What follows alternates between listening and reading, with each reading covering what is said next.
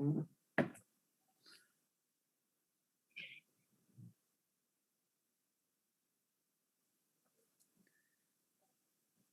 good evening to everyone, all psychiatrists around the world, I would say, and particularly to India and to North Zone Indian Psychiatric Society.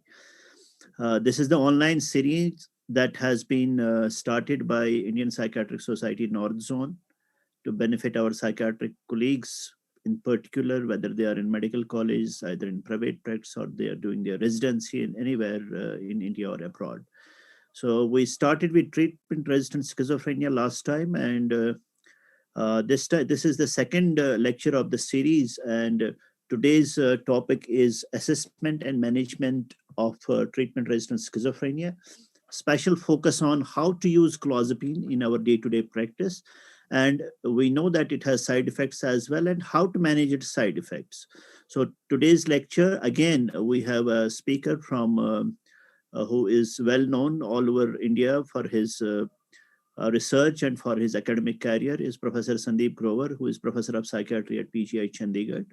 And I have a co-moderator with me, who is Dr. Sandeep Goyal, our President, IPS North Zone. And we have two chairpersons who will be formally introduced by Dr. Sandeep Goyal. Dr. Nitin Gupta is President-elect, Vice President of Indian Psychiatrics or North Zone. He is from Chandigarh. And we have Professor B.S. Shekhawat, who is a senior professor in Kota and our EC member for IPS, Central IPS.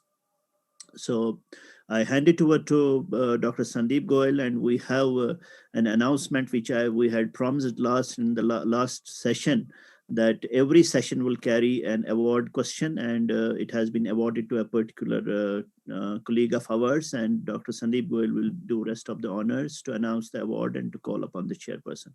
Dr. Sandeep Goyal, sir, please go ahead. Good evening, everyone. I welcome you all to the second online CME. As told by Dr. Majid, first we will announce the winner of the award question, and I am happy to announce that award goes to Dr. Abhay Raj. I congratulate Dr. Abhay Raj.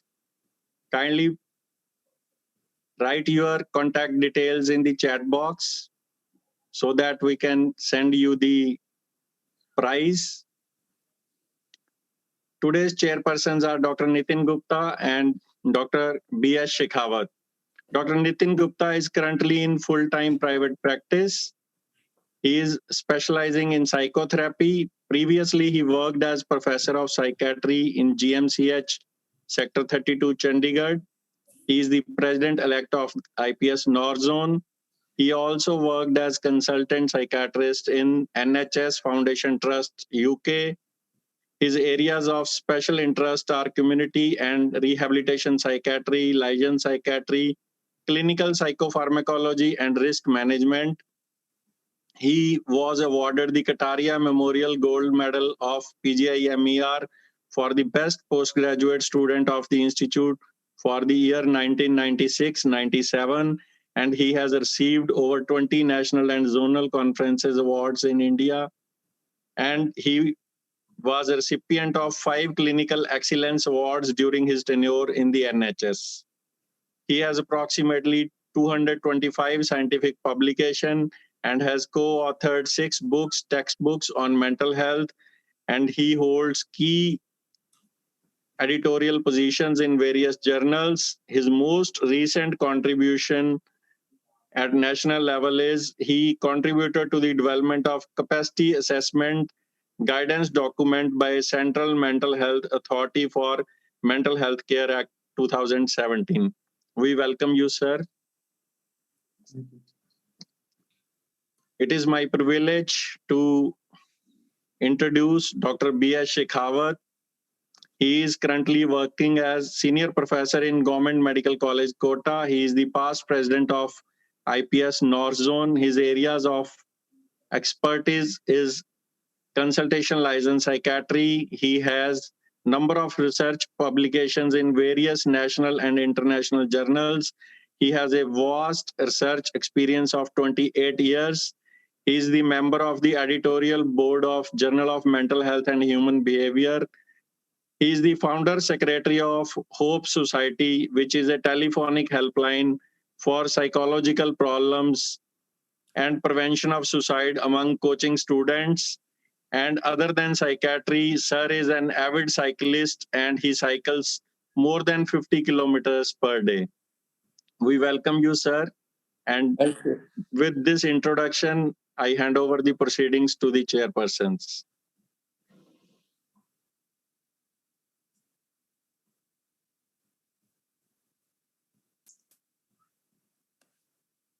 Dr. Shekhawat sir, would you like to take over as senior person? Yes, you start. Are you hearing my voice? Yes, sir. Yes, please. Go ahead. Thank you very much, Dr. Sandeep and Dr. Majid. I think it's 8:05, but before we start with the program today, a very brief introduction regarding the speaker, although I think Dr. Sandeep Grover needs no introduction. He is a professor at the Postgraduate Institute of Medical Education and Research, Chandigarh. Very avid and busy researcher. I don't know how many publications, but probably must be between 400 if I would be guessing correctly. And academician par excellence, and remains very actively interested in teaching postgraduate students. And I think this initiative, which has been taken up by IPS North Zone, he has been very actively involved in this whole process, and it's no surprise that he volunteered to take up this series of lectures in the beginning only, which shows his active and keen involvement. Although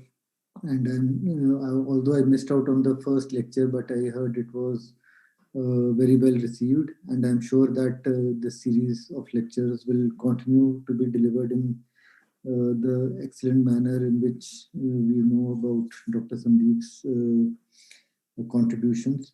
So with this brief introduction, I would request him to go ahead and start with his topic for today. Dr. Sandeep, please.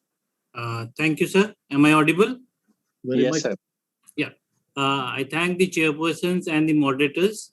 As all of you are aware, or most of you who have joined the last week CME, we had discussed about the concept of treatment-resistant schizophrenia. So I will take it from there. Point one, that we have defined that we have a new definition for treatment-resistant schizophrenia, that's a TRIP definition, and we need to follow that, in which patient should receive 2 different antipsychotic trials at the doses equivalent of more than 600 milligrams of chlorpromazine for 6 weeks each trial, and they have defined the adherence as more than 80% adherence, and they should be again having moderate severity of the symptoms and functional impairment. So this is the definition which we now need to follow for the treatment-resistant schizophrenia. But before we start applying this definition and we use it, we need to understand that every person who is thought to have treatment-resistant schizophrenia may not have treatment-resistant schizophrenia, may actually have pseudo-resistance, and what are the assessments we need to do prior to starting clozapine, and then how to use clozapine and how to manage the common side effects of clozapine. Here again, when I'm talking about clozapine here, I'm just restricting myself to talking about use of clozapine in TRS, and I have no problems if people are using for non-TRS indications, although these are not mentioned by the guidelines. I would prefer that clozapine should be limited to patients with TRS or other. If you are using in other patients, there should be specific indications for which it should be considered. So let's understand the concept of pseudo-resistance. Pseudo-resistance is understood as that when a person appears to have treatment resistance but in actual sense, either the diagnosis is incorrect or the treatment received is inadequate rather than being ineffective. So basically, we need to understand how the treatment history which you are taking is being reviewed and what all important facts we have looked at. So in that, 5 C's are the most important thing when you're evaluating a person for pseudo-resistance. This includes establishing the diagnosis to be correct, looking for the comorbid conditions which may be mimicking the worsening or the non-improvement in schizophrenia. We need to evaluate the compliance. And although in countries like India, we do not do the serum levels concentration, but where it is available, this can be done. And also need to look for psychosocial stressors, which may mimic that patient is not improving, but actually once you take care of the psychosocial issues, symptom may start improving. And the most important fact, we need to evaluate the person for organicity. So in terms of correct diagnosis, we need to understand, we need to look for factors like severe personality disorder, mania, or depression with psychotic symptoms, other organic conditions, or other psychotic conditions. We need to understand and evaluate that. In that, we need to, in terms of organicity, we need to do a thorough organic workup to understand what the person may be having an underlying organic cause, which may be actually responsible for patient not improving, and the organic workup can include doing evaluation for nutritional deficiencies, infections, autoimmune diseases, thyroid dysfunction, or any kind of neurological diseases. Then in terms of comorbid substance, again, we need to understand that affective disorders, comorbid substance, OCD, these are very common in patients of schizophrenia, and many times these contribute to non-improvement in patient of schizophrenia. They may mimic that patient is not improving, but if you carefully evaluate the symptoms, it may appear that psychotic symptoms are not that severe, but other symptoms are playing a role in patients' non-improvement or patient frequent consultations with the doctor. And in terms of compliance, we need to understand that, as Trip has mentioned, that 80%, more than 80% of compliance is required, and serum levels wherever feasible. And in terms of psychosocial issues, we need to look for social support, social isolation, issues related to housing, stigma, and so on. And in terms of 6 weeks trial, again, we need to understand this fact that we have to use the maximum tolerable dose, and we need to keep that the compliance has been ensured and supervision is there. So maximum tolerable dose of that of therapeutic dose. These are two important facts which you need to remember. And whenever you are in doubt that the maximum tolerable dose has not been, even the compliance has been doubtful, you can think of using a long-acting depot. So each trial should be evaluated for the dose used, the duration of use of maximum tolerable dose. This is a fact which you need to remember in evaluating a patient for TRS. And the comorbidities, again, they bring in a lot of concomitant medications. So when you are evaluating the concomitant medication use, you need to remember the drug interactions and how the concomitant medications influence the patient's medication adherence. Because we are prescribing more number of medication to a patient, there are more chances he may not take medications to completely, or he may take one group of medication and leave the other group of medication. And in that, patient may end up not taking antipsychotics and maybe just taking maybe antidepressant or the benzodiazepines. And in terms of drug interactions, we need to remember that certain drugs like carbamazepine can reduce the blood levels of all the antipsychotics except for amisulprine and paliperidone. So in that way, they reduce the efficacy of the various antipsychotics. So if the patient is receiving carbamazepine for comorbid affective disorders or seizures, you need to keep this in mind, and when you're evaluating the efficacy of various drugs trials. And again, the most important fact to remember is that smoking, or for that matter, taking of coffee, tea, and other things, how do they interact with the antipsychotic medication, which I'll be discussing subsequently in my presentation.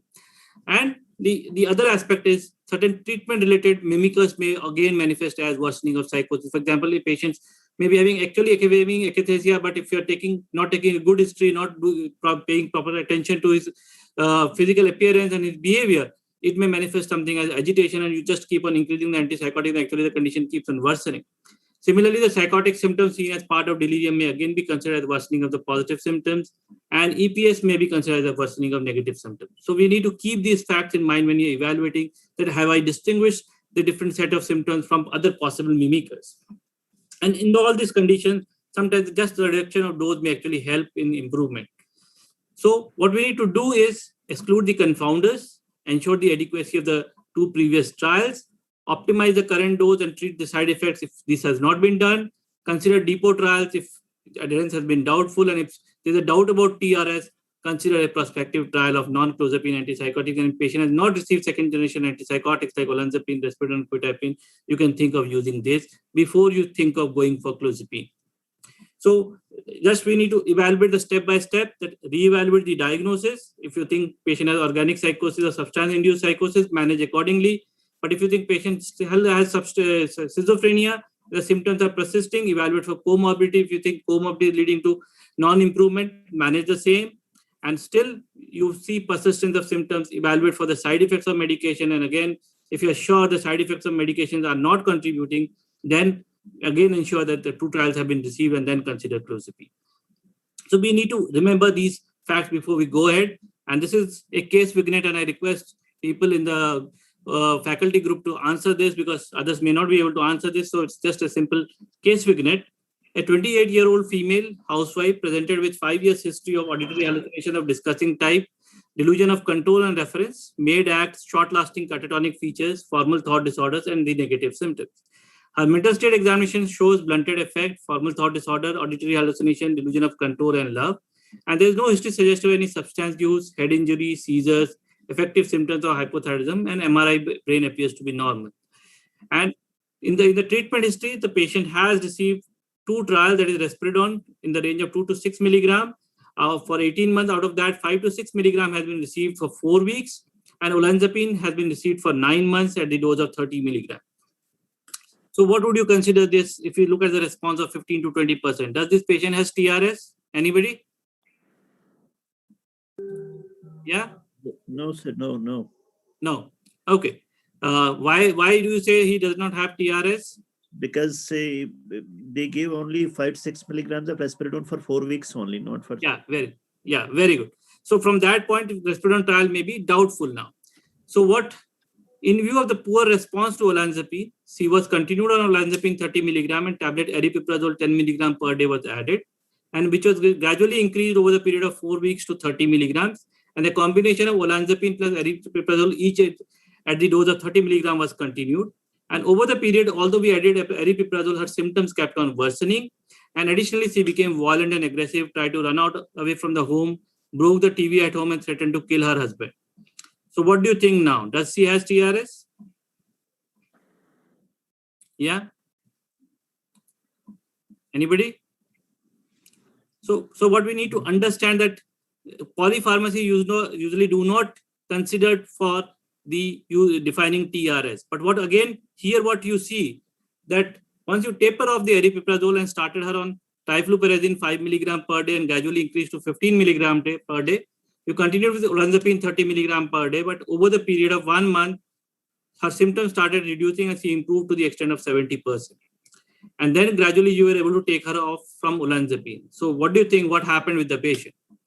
The most important thing which we need to understand that aripiprazole is a dopamine agonist and it can worsen psychosis, especially when it is used as a part of polypharmacy. So whenever you are evaluating aripiprazole trials, please look into this act that whether aripiprazole was used alone or it was used in combination. Because then that combination trial or the primary medication may also become a failure. You are trying to define that just because aripiprazole has been combined. So this fact again needs to be remembered.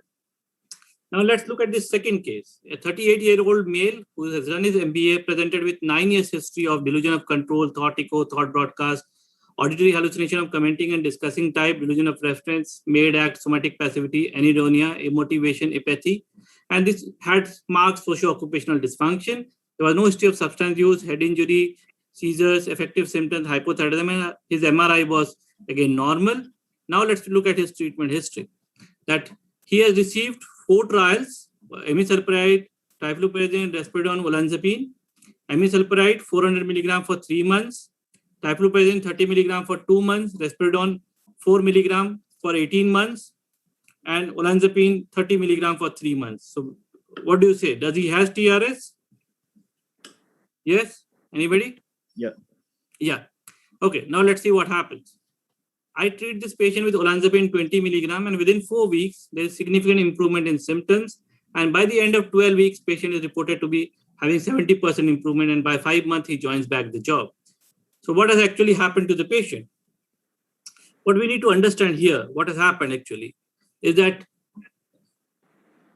we do not look at the issues of bioavailability of the medication which we use. We do not focus on the brands which we use for our patients. And many times we know that there are so many brands. India is not a country like the developed country that, for example, olanzapine is sold only by one brand. Here we have 100 of brands for olanzapine. So we do not know the bioavailability of the molecules which are being used and which are being manufactured by the different companies. So we need to be very careful that whatever molecule which you are thinking has failed, be sure that the brand which was used had good bioavailability. So 2 issues again to be remembered after the 5 C's are the use of polypharmacy, especially in combination with aripiprazole, and remembering the issue of bioavailability of the medication before you consider a patient having TRS. So always check for the brand which patient has received and use the time-tested brands. which you have experience of working well for your patients. Don't rely on brands which have not worked well for your patients. Then once you have done all this and you see that your patient is fulfilling the TRIP definition, now you can consider patient for clozapine. So now let's look at what is to be done before starting clozapine.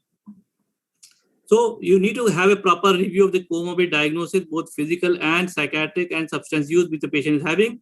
Record the type of symptoms which patient is manifesting, that is positive symptom, negative symptom, the cognitive symptoms.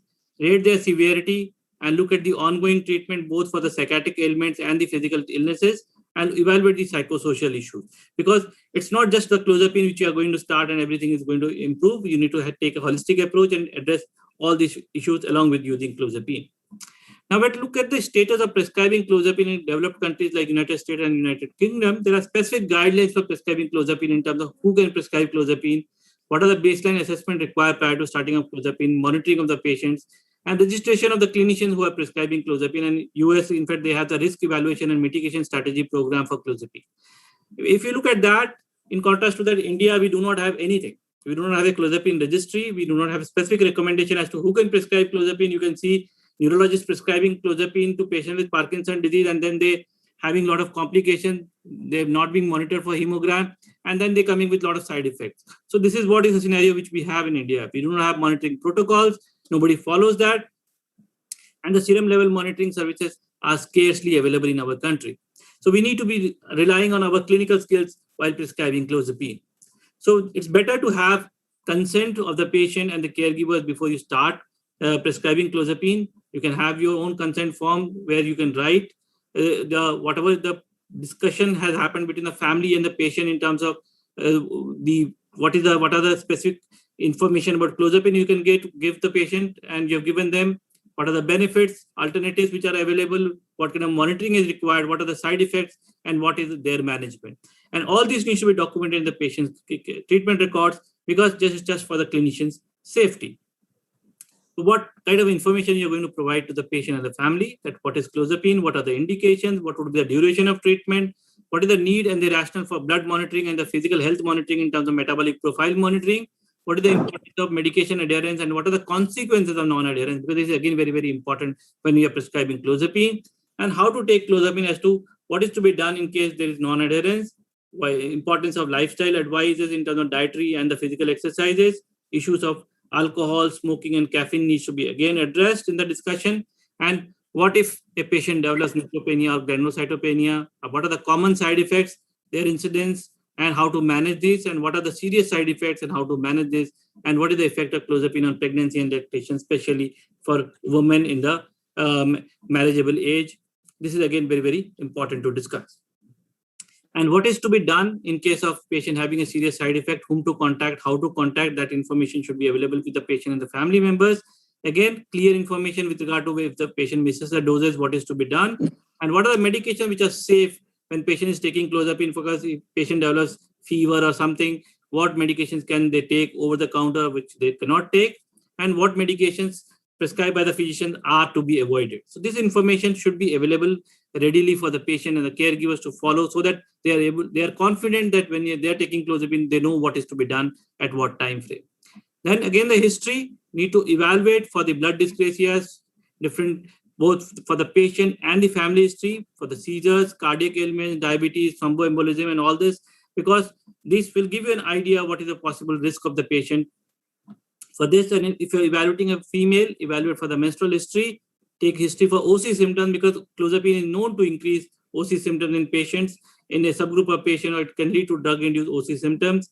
And evaluate the past history of clozapine exposure, and how did the patient react, how did the patient tolerate, did not tolerate, and what happened with the patient, why the clozapine was stopped. Similarly, the history of substance use needs to be focused, and the review of ongoing medication. And then again, smoking, caffeine, bowel habits, dietary habits, pregnancy, breastfeeding status, and the level of physical activity. If you have the baseline information of all this, this can help you in deciding how you are going to change the patient's lifestyle and other issues. Then detailed physical evaluation, because many times we know that patients of schizophrenia do not undergo detailed physical evaluation, and they often have missed physical comorbidities. So it's always better to do a thorough evaluation for the patient not just recording the anthropometry and the vitals. Vitals become very important when you're prescribing clozapine in terms of blood pressure and the pulse rate. In terms of the baseline investigations, again, hemogram we all know, but people just talk about TLC and DLC. But I usually, our experience suggests that getting a full hemogram, including the platelet count, ESR, often helps, because you can see other side effects also which the patient is experiencing. Then metabolic profile needs to be done. Some people recommend use of echocardiography and the EEG and prolactin levels, but again, there's no consensus. Similarly, there's no consensus because with regard to the monitoring of the cardiac parameters at the baseline. But again, different guidelines, Western guidelines do recommend that. So we need to be very much aware of it. And depending on the kind of patient you are dealing in, the risk which you want to take or which you don't want to take, you can get these investigations done. In terms of the blood count, how to start clozapine? If the WBC count is more than 3,500 and the ANC is more than 2,000, you can safely start clozapine. But if the WBC count is less than 3,000 and the ANC is less than 1,500, do not start clozapine and seek an opinion from the hematologist before starting clozapine. Somewhere WBC count is between 3,000 to 3,500. The ANC is again between 1,500 to 2,000. Wait for a week, repeat the investigations. If it remains in the same range, still you can start clozapine by explaining the patient and the family members about the risk involved. Then what are the contraindications of clozapine? We need to understand this, because this is something which often is not talked about, that if the patient is unable to undergo regular blood monitoring, there's history of any kind of blood dyscrasia in the past, and there's impaired bone marrow functions, or patient has other problems like uncontrolled epilepsy, renal or cardiac diseases, acute active liver disease, or some kind of drug intoxication, comatose situation, or the brain injury. And if the comment can others mute themselves? Please mute yourself. Please. वो phone कर रही है मेरे को, इसको काट दिया. Dr. Shekhawat, can you mute yourself? Yeah. So usually it is recommended that concomitant use of depot antipsychotic needs to be discouraged with use of clozapine. So we need to remember that if you're thinking of starting a clozapine, maybe it is better that you stop the depot antipsychotics before that, because if there is a complication, it will complicate the clinical picture further. And the other common things which we need to remember is the hypersensitivity reaction, rare kind of galactose intolerance, history of any kind of sudden cardiac death which can occur, and QTC prolongation which can occur, especially if the patient is receiving antipsychotics like sertindol, pimozide, and thyroidazine. So we need to keep that in mind, and alcohol use needs to be avoided. Now, coming to how to use clozapine, there are different kind of starting strategies which have been described in the literature, like conventional or rapid titration, and then people describe different kind of titrations for inpatient and the outpatient. So in general, it is suggested that if you're starting clozapine at the outpatient, start at a slower pace. So this is the so-called MORSEC guidelines prescription, what they suggest how to go about starting clozapine and increasing the dose. As you can see from this, that by day 11 you can reach to about 200 milligram, and by day 18 you can reach to about 350, and by day 28 you can reach to about 450 milligram of clozapine. And when you look at the US recommendations, the REM recommendation, they again suggest start with 12.5 to 25 milligram once a day or twice a day, and then increase at the increment of 25 to 50 milligram daily if well tolerated. And the target dose is about 300 to 450 milligram per day by the end of 2 weeks, which is again very fast. And the subsequent increase is about less than 100 milligram once or twice weekly. And the maximum dose which has been recommended is 900. But we know that there are other recommendations. People have talked about the rapid titration much faster, using like 25 to 50 milligram 6 hourly, and then going on increasing more rapidly, or using 50 milligrams once daily for 3 to 4 days, then again increasing to 100 milligrams every 3 to 4 days. But we need to understand that these are not recommended usually, because require very close monitoring in the inpatient setting, and usually patients are not able to tolerate. Now, when it comes to Indian patients, what I can say that with our own experience, patients from India do not tolerate such rapid titrations, or as has been recommended by the MORSEC guidelines or the REM recommendation. So it is better to start with the lower doses, titrate more slowly, to have longer gaps in case the clozapine is started on the outpatient basis. And maybe you can start with 12.5 milligram once daily at bedtime for the first 3 to 4 days, then increase by 12.5 milligram after every 3 to 4 days, and every week increase maximum by 50 milligram and that during the initial titration phase, use the BD dosing. I think that works well for our patients. If faster dosing does not work, and then patients discontinue medication because of the side effects. And as I've said, initially twice dosing can help you in taking care of the orthostatic hypotension which patient may report. And the effective plasma levels which have been reported in the Western literature is 350 nanograms per ml. And usually it is said that these doses are these levels are reached by the doses of 300 to 600 milligram, but you can go up to 900 milligram.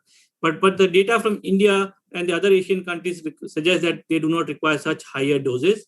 One of the study which have taken data from 5 Asian countries, the data which was published last year, which suggests that if a female non-smoker, the usual required dose is about 145 to 189. So you can roughly say 150 to 200.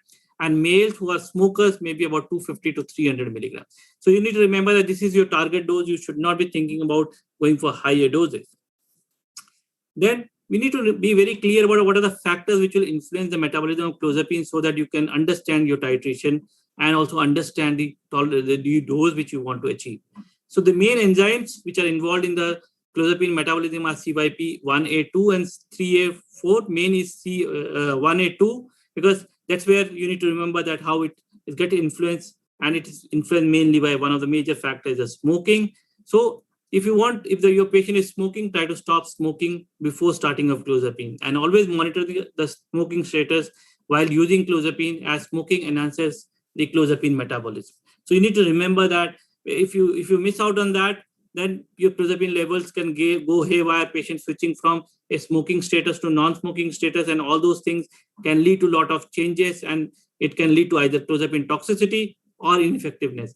The other fact to remember that nicotine replacement does not induce CYP1A2. So that is where you need to understand that if patient has craving other things, you can use the replacement patches or the nasal spray or the gums. And you need to be understanding some of the side effects of clozapine are actually related to the doses used. So those may start manifesting faster if patient has suddenly stopped smoking.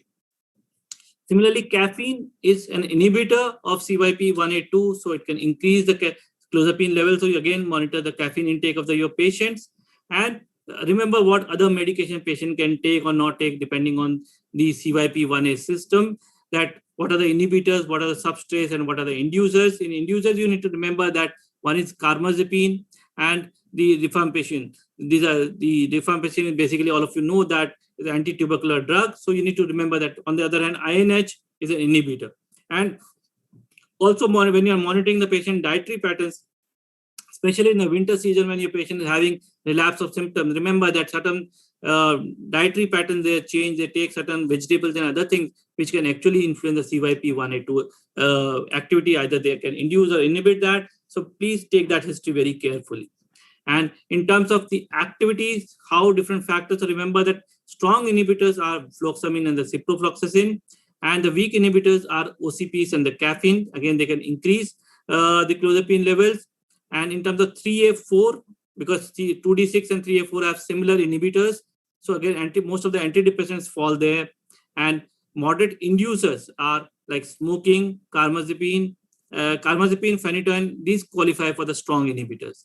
And on the other hand, because clozapine itself is an inhibitor of CYP2D6, so it can influence the levels of other molecules. So that again, you need to remember that. So what about ongoing antipsychotic? How do you want to taper it off? Western literature suggests that you can start tapering the ongoing antipsychotics once you have reached to clozapine doses of 200 milligram per day. But as I've said, Indian patients require lower doses. So you have to decide when to stop and how to stop by considering the issues like additive side effects, the drug interaction, the treatment setting. For example, if say inpatient setting, you can monitor the patient without antipsychotic. Maybe you can continue much faster.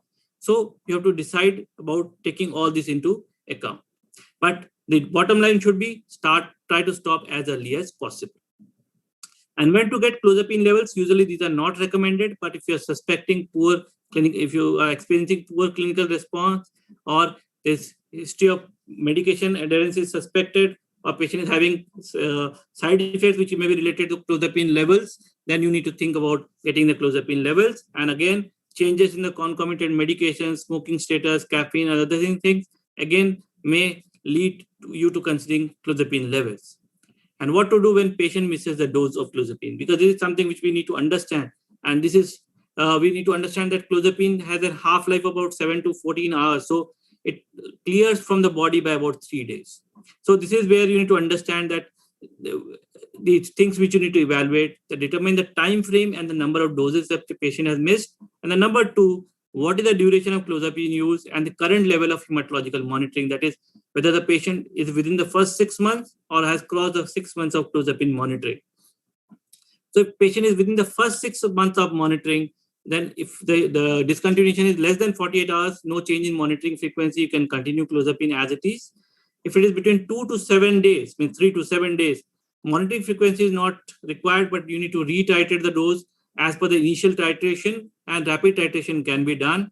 But if it is more than 7 days, you need to restart the whole 18 weeks monitoring. And retitration also has to go as per the initial paradigm. But if the patient has received clozapine for more than 6 months, then there is certain changes. At less than 48 hours, no monitoring. Up to 4 days, although people say there is no monitoring. But if it is between 5 to 28 days, you need to monitor the hemogram weekly for 6 weeks and then return back to the previous frequency. But if it is more than 28 days, restart the weekly monitoring and the same titration procedure. So this is something, again, which we need to remember. And in terms of monitoring the patient on clozapine, what all investigations to be done? Again, this is just a brief of the investigations to be done and what time frame. Basically, you need to remember that metabolic parameters need to be noted and monitored very closely. In terms of vitals, pulse and blood pressure needs to be monitored very carefully. Hemogram, again, you need to understand pulse and blood pressure has been recommended that you can monitor them at every visit. Now let's move to what are the common side effects of clozapine. If you look at the side effects of clozapine, people have categorized these as common, uncommon, and rare depending on their frequency. So there are certain rare side effects and uncommon side effects which I'll not be touching in today's presentation, that I'll be discussing the next week. So I'll be just discussing about the common side effects which require close monitoring. So if you do not have much of time, you can use this Glasgow antipsychotic side effect scale for clozapine, specifically designed, which patient can self-rate himself before coming to your chamber, and you can know that what is happening with the patient and what side effects require your attention. The common side effects you can remember by using the mnemonics, that is the constantly watched side effect. So constant watched is the side effect which you need to remember, and I'm going to discuss one by one among all this. So not in this particular sequence. So in terms of agranulocytosis and neutropenia, this is something which scares all of us. We need to understand the incidence is very, very low. It is between 0.38 to 2%. In terms of neutropenia and agranulocytosis, they are only about 1%. And it is usually seen during the initial 3 months of the therapy. And the increased risk is seen in patients who are experiencing viral infection, are taking certain medication, who are younger people, have genetic predisposition for developing these side effects, or those who have low baseline WBC count. So that is where you need to understand that you need to monitor them very closely. And you need to remember that the risk factor for agranulocytosis are slightly different from neutropenia, and these include increasing age compared to that as lower age, and you have women and those from Asian background are more at risk of developing agranulocytosis. So in terms of monitoring, again, as I've said, that don't just talk about TLC and ANC, talk about TLC, DC, ANC, AEC, and platelet count and ESR. ESR can give you a good idea about what, maybe giving you an idea about what is happening with the patient's inflammation, and which can give you some idea about the undetected myocarditis. So the other fact which you need to remember is that different countries have different guidelines with regard to the monitoring during the first 6 months. UK guidelines suggest that is 18 weeks, you can do weekly monitoring and then you shift to fortnightly. But US guidelines recommend that for first 6 months, you need to do the weekly monitoring. And after that, you can shift to, for 6 months to 1 year, fortnightly. And after 1 year, you can do the monthly monitoring. And you need to, again, psychoeducate your patient when you're talking about neutropenia, about what could be the different signs and symptoms of different kind of infections. I'm not going into details of this. And what to do if when patient presents with neutropenia and agranulocytosis. The common reaction of clinicians would be that stop clozapine. But I would say that do not panic. Repeat the TLC, DC, and the ANC count.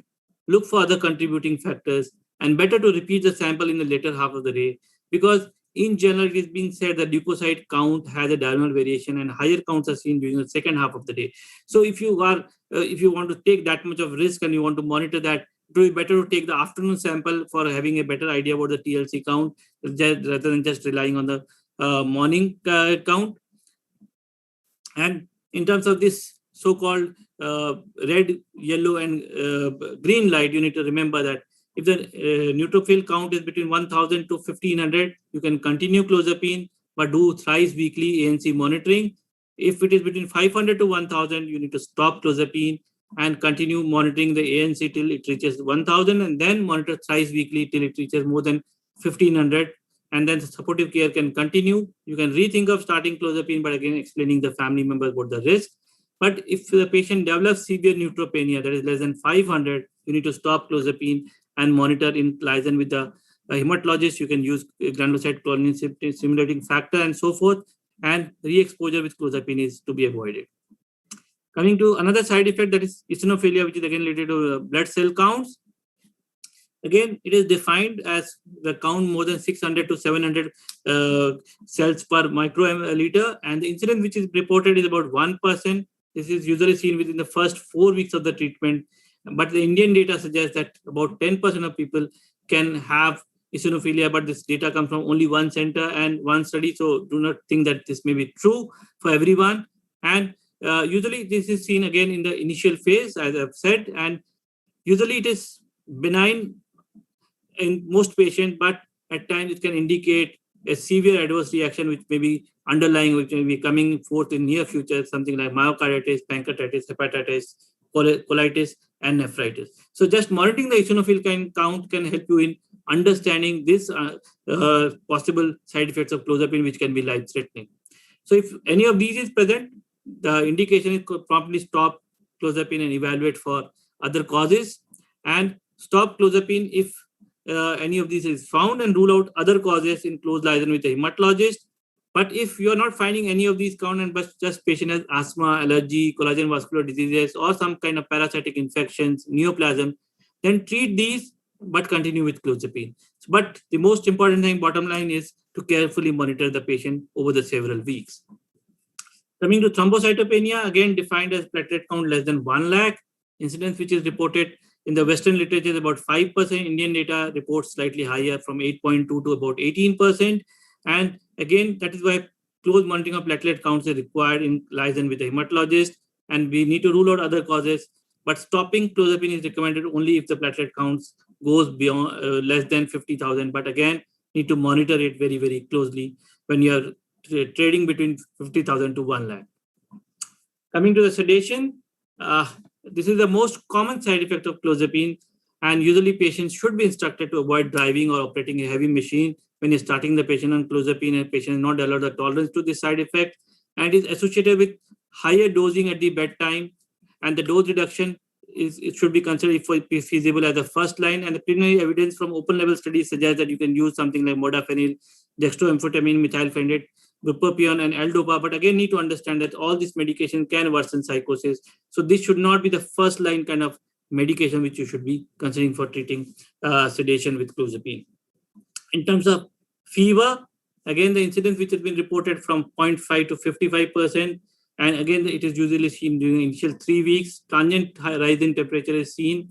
But whenever a patient has fever, do a thorough workup to rule out other causes.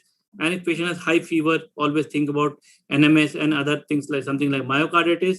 If it's just a benign fever, you can just use acetaminophen or other antipyretics.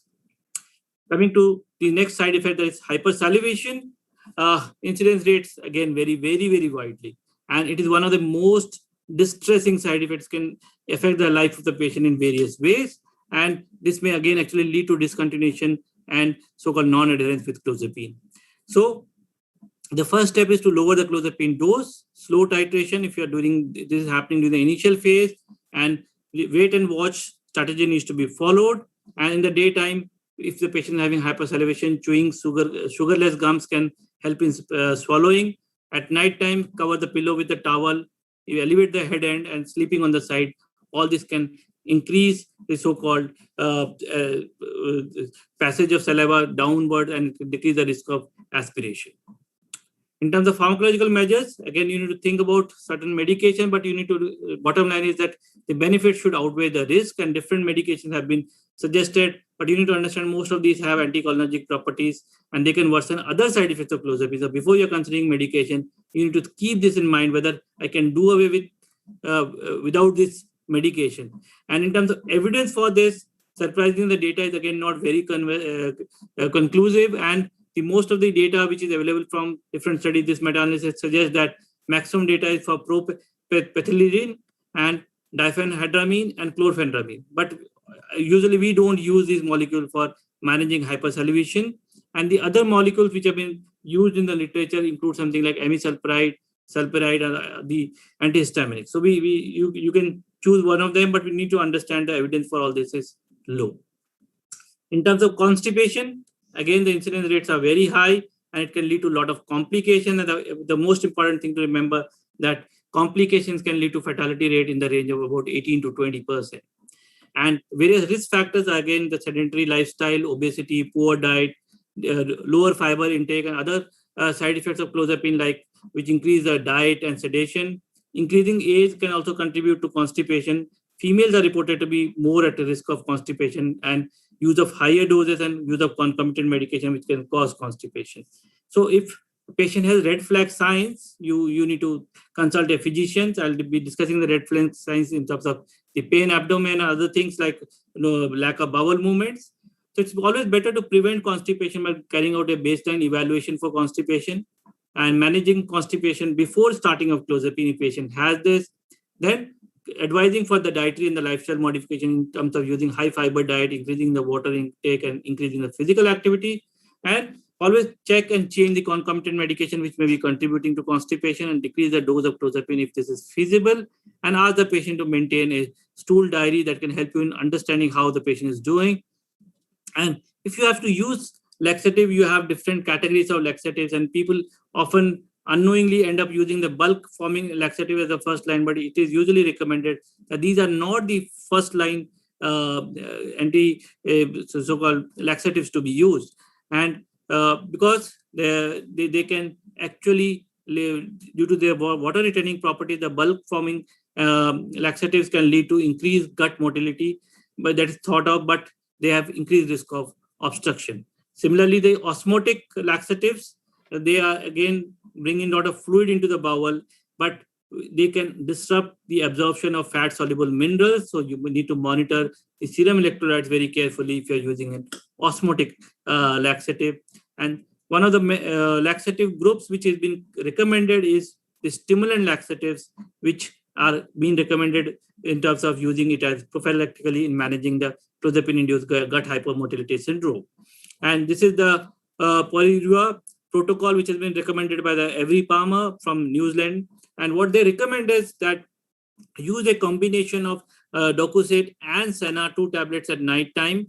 And if the patient has red flag signs, something like severe pain abdomen, or that pain abdomen, this lasts for longer, you need to consult the physician immediately. But if you're using 2 tablets of this combination and patient still remains constipation, maybe a review after 48 hours, increase the dose to about maximum of 2 tablets twice daily. And if still does not work, do a rectal examination, maybe use enema, and then consider further. And then the next line which is suggested is use of macrogol, which is again you can, that comes at the lower stage. And then if it's still not working, discuss with the experts for formulations of individualized regimen for the patient. So you need to anticipate constipation and again go by this protocol, because this is the most commonly recommended and talked about protocol now in managing clozapine associated constipation. In terms of orthostatic hypotension, again, how we define it, that systolic blood pressure fall more than 20%, the diastolic more than 10%. The incidence is about 10%. And again, seen during the initial phase when you're titrating the dose, and patient can complain of dizziness, of lightheadedness, or they may present with syncope. So this is something which again you need to psychoeducate them. And if they are reporting, carry out a thorough evaluation. So it is better to prevent this side effect in terms of by going for a slow titration and advising the patient and the caregivers about the measures to be taken while changing the position, especially in the morning and after the meals, and sitting at the edge of the bed for a minute before standing up, and otherwise moving slowly from lying to the sitting or to standing position, and drinking a lot of fluids, consuming a diet with adequate salt, because this can again help in retaining the fluid in the blood vessels. Support stocking, again, have been talked about, and tilting of the head of the bed slightly upwards at night in patients who are having persistent orthostatic hypotension may be considered. If all this does not work, you can think of using medication like fluorocortisone or ephedrine. But again, to our experience, the better is to use non-pharmacological measures or reduce the dose rather than thinking about these medications. In terms of tachycardia, again, this is one of the side effects, again, needs to be kept in mind, especially that it can indicate signs. It may be an early sign of myocarditis, cardiomyopathy, or NMS. So if there's a persistent tachycardia of more than 100 for more than 24 hours, it requires evaluation. Otherwise, it can be considered as benign asymptomatic tachycardia. And again, dose reduction, if that is not feasible, maybe adding a beta blocker. And nowadays, ivabradine has been approved specifically to managing the clozapine-induced tachycardia. So you need to remember these drugs if you want to use a specific drug for managing this side effect of clozapine. Nocturnal analgesia has been again talked about in the literature, but this again needs to understand that if a patient is experiencing that, you need to divide the doses and split the nighttime doses to the morning, and ask the patient to avoid taking diuretics in the nighttime or excess of diuretics, and encourage them to empty their bladder before sleeping, and also reduce the fluid intake 3 hours before the bedtime. If any of these is not working, maybe dose reduction may be considered. In terms of the metabolic side effects now, we all know that clozapine is considered to be associated with higher risk of hyperglycemia, dyslipidemia, weight gain, and some patients can actually lead to ketoacidosis also. So regular monitoring is recommended, and it's important to note that many patients considered for clozapine will already have these abnormalities. So it's appropriate treatment as per the requirement needs to be considered for these patients. I'm not going to the management of metabolic syndrome here, but the monitoring, which has been recommended, again, you need to follow that when you're using clozapine in patients with schizophrenia.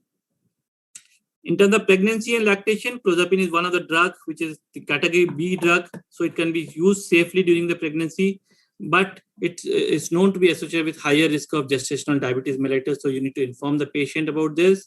And in terms of close to delivery, it can lead to certain changes in the infant, especially due to the accumulation of clozapine in terms of floppy infant syndrome, decreased fetal heart rate variability, or the seizure. So you need to monitor the infant for closely, or you can stop clozapine very close to the delivery so that these side effects are not encountered. And clozapine crosses the placenta and the breast milk, so it is usually not recommended to use clozapine during the breastfeeding. And in terms of discontinuing clozapine, again, we need to remember that if you want to stop it over 2 weeks, do it very slowly. Otherwise, you can face a cholinergic rebound. And the blood monitoring in terms of the WBC count monitoring needs to continue for at least 4 weeks, even after stopping clozapine. This is another thing which we all need to remember. Usually, we stop clozapine and then we do not focus on this. So just to come to the final part of the presentation, clozapine is a gold standard antipsychotic for management of TRS. And before considering the patient to be having TRS, please ensure adequate trials of other antipsychotics. Do not just decide on the basis of doses used. Do check the brands used and use brands which have good bioavailability. The incidence of neutropenia is low. It can be detected with regular monitoring, and this should not deter the clinician from using clozapine. And while using clozapine, we should preferably use it as a monotherapy and carry out a thorough evaluation prior to starting of clozapine. And we should try to stop the ongoing antipsychotics at the earliest to minimize the side effects, and try to stop the concomitant medications during the early phase of the treatment, or if feasible, prior to starting of clozapine. And start low and go slow. And at times you may be required to go back and forth. Individualized titration may be sometimes increasing a dose, decreasing a dose to stabilize a dose which is tolerable by the patient. There are minimum side effects and the symptoms are controlled. So be prepared for doing this back and forth kind of a job. And institute the preventive strategies for managing the common side effects right from the beginning. Encourage the patient to report side effects, because sometimes patients do not report that. And you also monitor the side effects at every visit of the patient. And if the side effects are encountered, look for other contributing factors before ascribing the same to clozapine and deciding about stopping clozapine. And carry out non-pharmacological measures before considering pharmacological agents for managing the various side effects of clozapine. Thank you.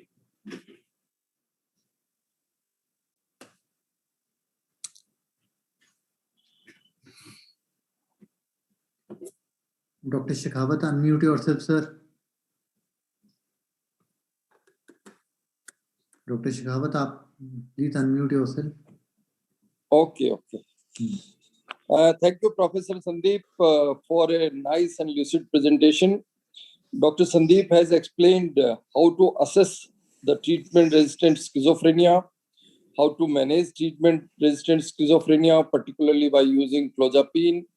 And the most important thing is how to manage the side effects profile, side effects of the clozapine, because most of the time patients discontinue medicine because of the significant side effects.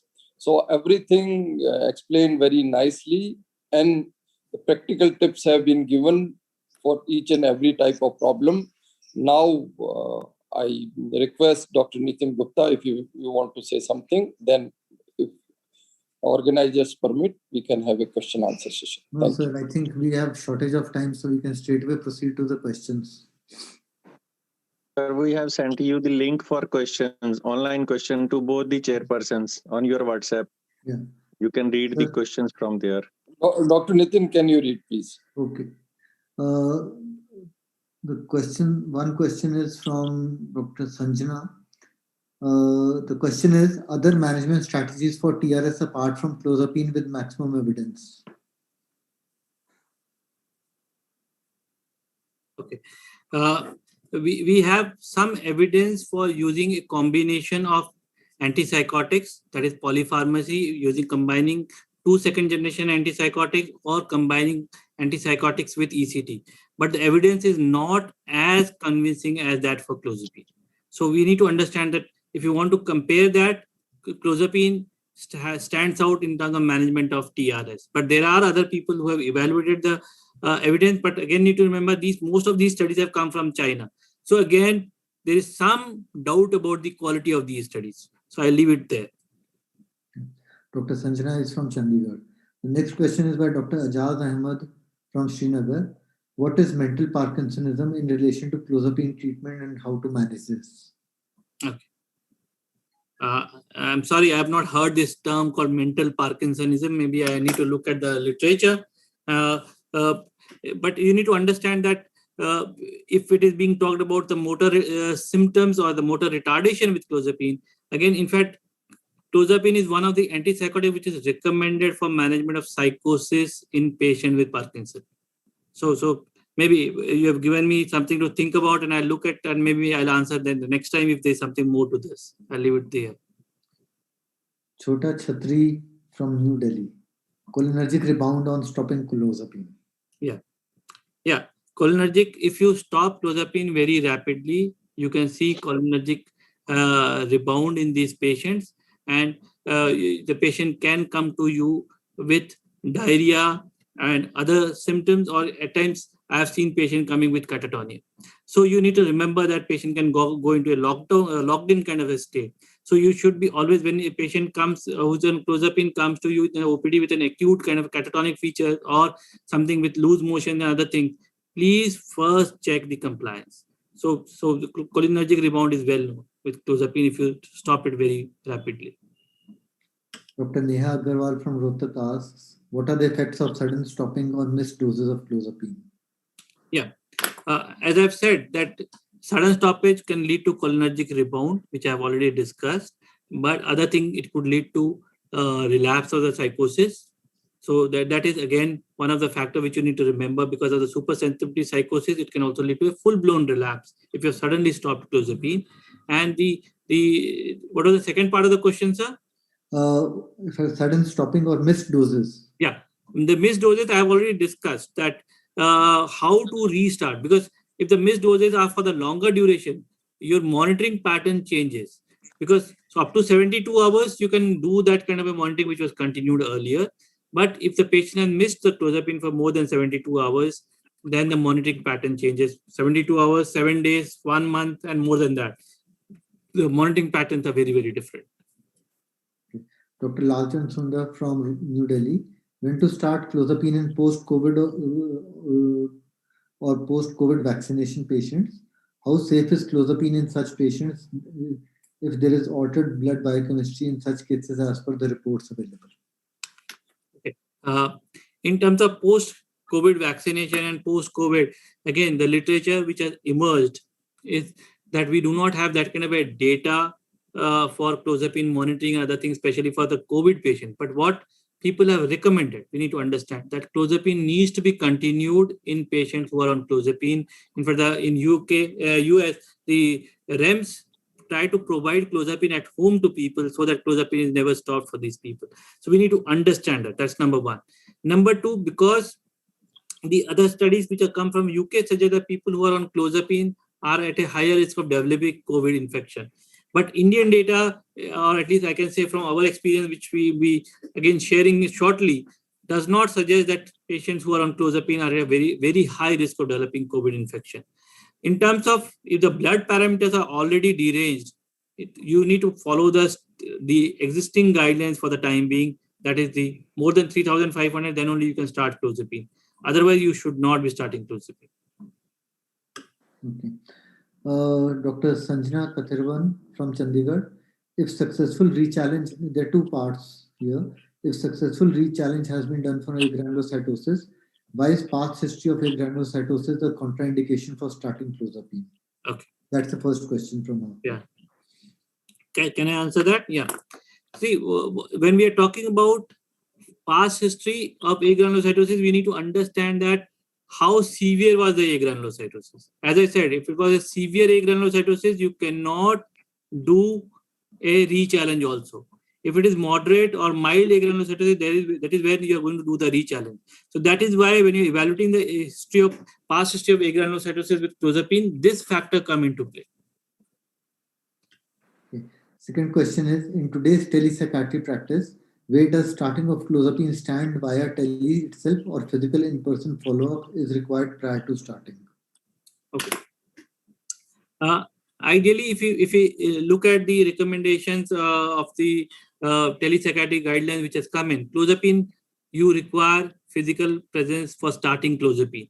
You need to understand that, and the monitoring guidelines as for the telepsychiatry guidelines is that it's better that you have a physical appointment with the patient, then you keep on monitoring, and then your physical that prescription for tele follow-up can be acceptable till 6 months. So that is where you need to remember that better to be on the safer side, that you explain patient everything, you have documented, written the consent and everything. Have a baseline in-person consultation before you start clozapine. And in terms of our experience, we have used this model of seeing the patient at the time of starting clozapine, then monitoring their hemogram telephonically, and then reviewing the patient by video conferencing. And it worked well for some of the patients. We have been able to start clozapine during last 1 year also for some of our patients. Then Dr. Tanu from Ludhiana. Why TRS definition uses chlorpromazine only for dosage equivalent with another antipsychotic? Okay. We need to understand that chlorpromazine is the oldest antipsychotic, and most of the previous trials for any new molecule which came to the market had chlorpromazine as one of the comparator group other than the haloperidol. So that is where you need to understand that chlorpromazine equivalent is talked about. And then the definition of the first trial by the Kane et al., they had chlorpromazine as the comparator group. So that is the other factor which you need to compare, keep in mind why we are talking about chlorpromazine equivalent. That's why now whenever we talk about comparing the different doses of various antipsychotics, chlorpromazine is taken as a standard with which we compare the other doses. Anupama Arora from Shimla. Guidelines say clozapine should be gradually built up to avoid adverse effects, especially seizures. But recent studies advocate on rapid escalation up to 100 milligrams per day if doses are tolerated. Please share your experience over this. I have never used rapid titration for any of my patients. So in terms of experience, I have never used it, and I have no experience of using rapid titration. Dr. Neha Agarwal from Rohtak again. Is there any criteria for when to switch and when to use another antipsychotic as adjunct in treatment of schizophrenia, and percentage of improvement on objective scales? Okay. If, as I said, that if you have used an antipsychotic as an adequate trial and patient has not responded adequately, you can think of changing the antipsychotic. Now, in terms of using adjunctive antipsychotic or using the second antipsychotic, almost all the guidelines recommend one thing very clearly. 2 non-clozapine antipsychotic trials first, does not respond, go for clozapine. If does not respond to clozapine, then augment clozapine with another antipsychotic. So this is the protocol to be followed. Many people try to combine 2 antipsychotics much before clozapine or right from the beginning. That is not as per the guidelines. Another question from her is there any correlation between use of clozapine and LMP? Okay. Clozapine has been shown to be associated with few menstrual irregularities. So that is where you need to monitor the menstrual cycle for the patients. But for starting any antipsychotic, monitoring of LMP is required in terms of that you want to be very sure the patient is not pregnant when you're starting the medication. Okay.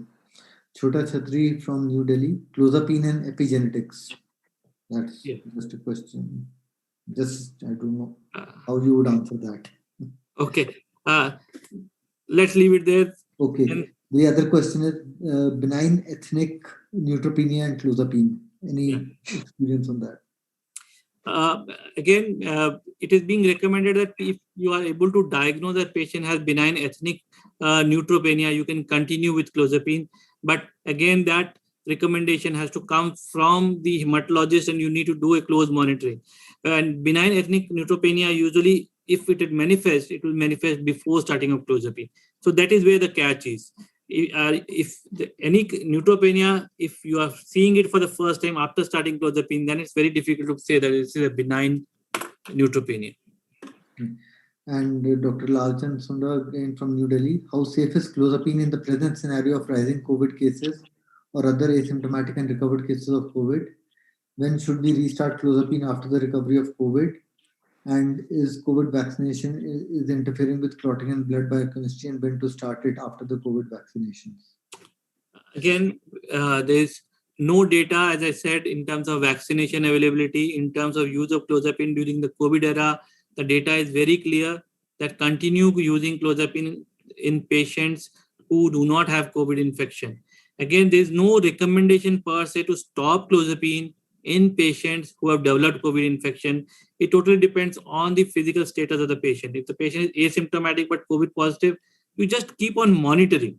But if patient is requiring intensive care unit treatment, has a lot of complication, that is the time when we have to take a call to stop clozapine. Otherwise, the literature at present has not gone with that kind of a recommendation that you stop clozapine. Moderators, can we go on or do we need to stop? How many questions left? We are left with 9 questions. We can finish in next 5-7 minutes. So go ahead, please. Yes. 5 minutes more. Okay, then I'll go quickly. Dr. Abhay from Chandigarh, role of lithium in clozapine-induced neutropenia. Again, some case reports are there, but again, preferably use colony-stimulating factor. In fact, lithium has been found to be used as a prophylactic agent in people who are at risk of neutropenia. But again, the literature is only in the form of case reports. Okay. Another question from him is refusal to investigations due to poor insight or positive symptoms. Will it be taken as contraindication to starting clozapine? At least for if you think that patient has a past history of non-compliance with the medication, non-adherence to the treatment recommendations or the investigation recommendation, then it definitely becomes a cause. But if he's just manifesting this behavior currently, but past history is there that once he improves with treatment, he complies, then ideally it will be better to admit the patient, go ahead with all kind of things, and then decide about further.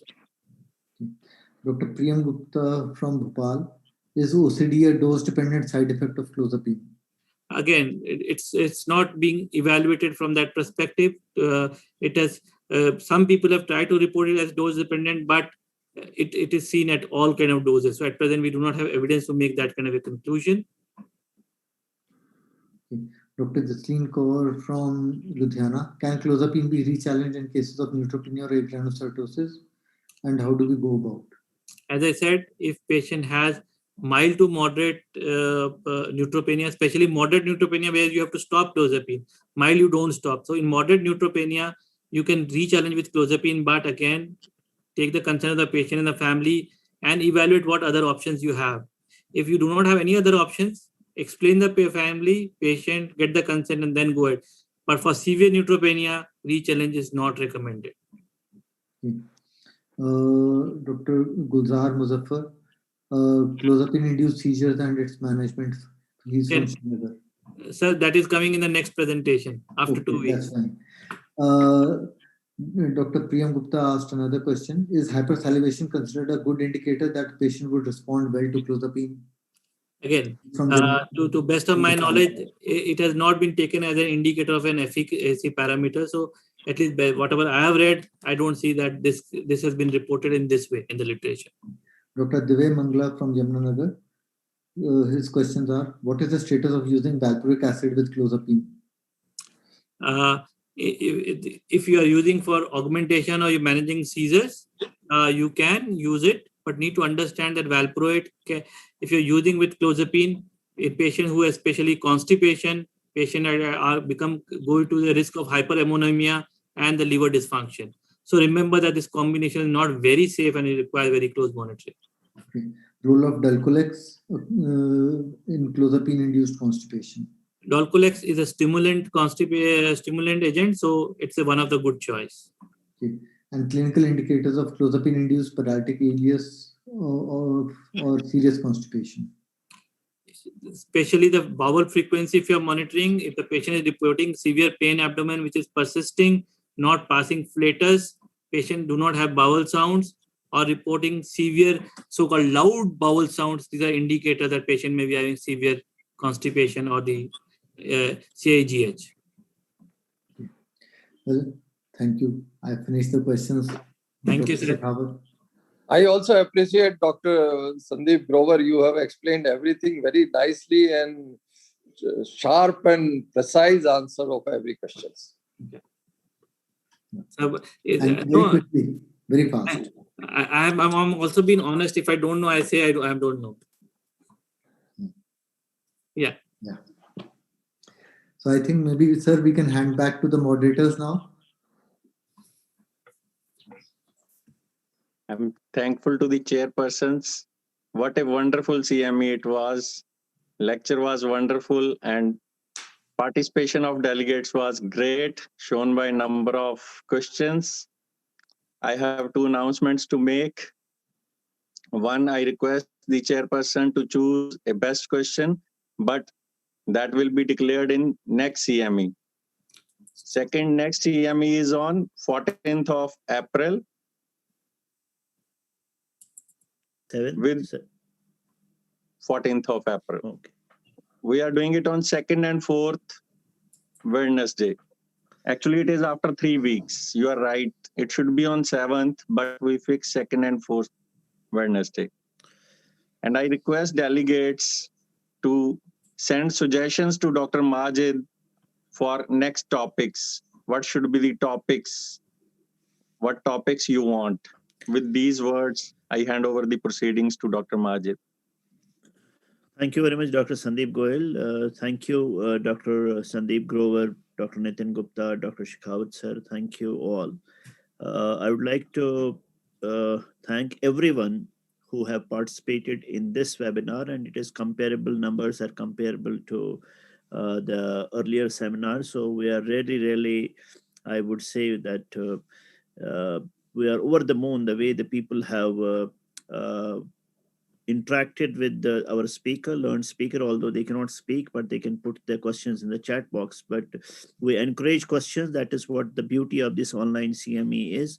But at the same time, I would request that once the learned speaker finishes the topic, it should be within 5 to 7 minutes or 10 minutes maximum that we should have questions. For example, Dr. Sandeep Grover finished at 8:50, and by 9 we should have the questions in 10 minutes time from everybody. And I could see questions popping up at 9:10 also. So once we are about to conclude the session. So anyways, questions are welcome. And Dr. Sandeep Grover, as usual, it reminds me of KBC's fastest finger first, and the questions were rapid fire. They were asked by Dr. Nitin Gupta and within no time answered by Dr. Sandeep Grover. So it was a very enlightening session, Dr. Sandeep Grover, sir. Thank you very much, Dr. Nitin Gupta and Dr. Shekhawat, sir, for chairing the sessions, and we'll meet again on 14th of April. Meanwhile, if there are any comments or any suggestions for us to improve, obviously there is always scope for improvement. Kindly feel free to contact me on my email as well as my cell number so that we can make it much better and much interactive. Thank you all. Thank you. Let us meet again on 14th of April again at 8 p.m. Thank you and good night. Good night, sir. Right. Okay, good night. Sir, वो best question भी select कर लो. Best question आपको So we'll select do करना